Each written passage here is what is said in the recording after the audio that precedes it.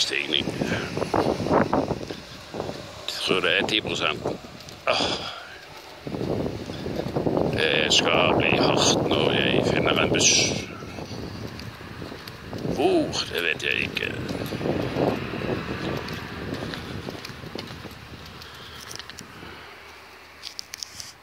Du sint? Du sint? Ja. Ja, det fint, ja.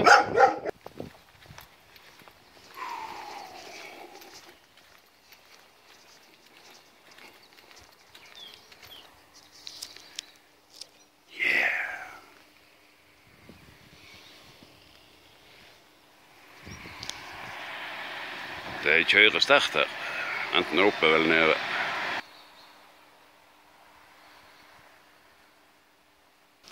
Urkraft. Ja. Røtene sprenger seg fram.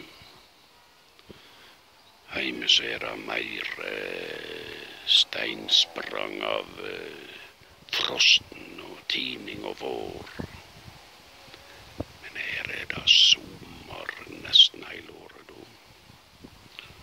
Du skal ikke sove bort sumarnatta, hun er for ljuste det.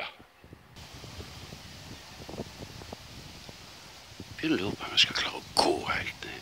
Tviler, men forsøk. Ja.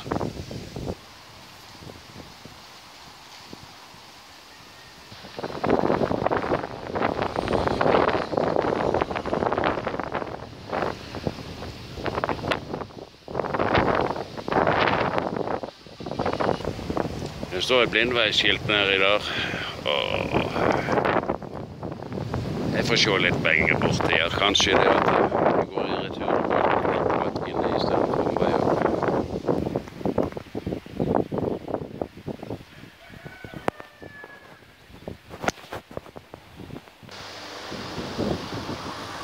Det er en falk som koser seg der oppe i, men å klare å fange der.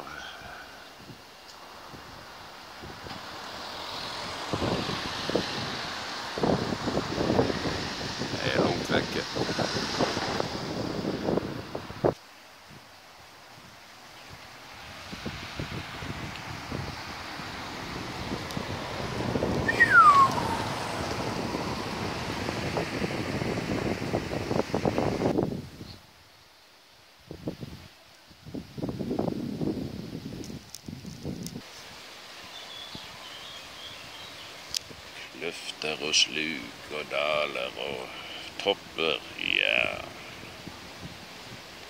Blomster overalt. Funchal, Madeira, jepp.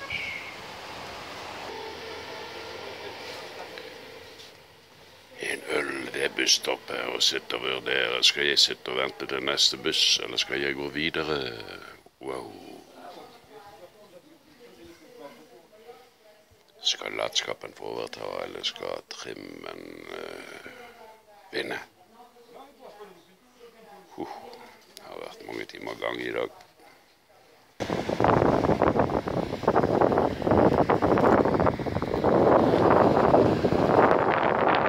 Midt på en kryss.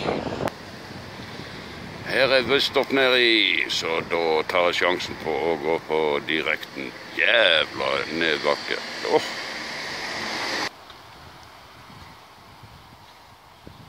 Her er bratt. Bare ikke is og snø.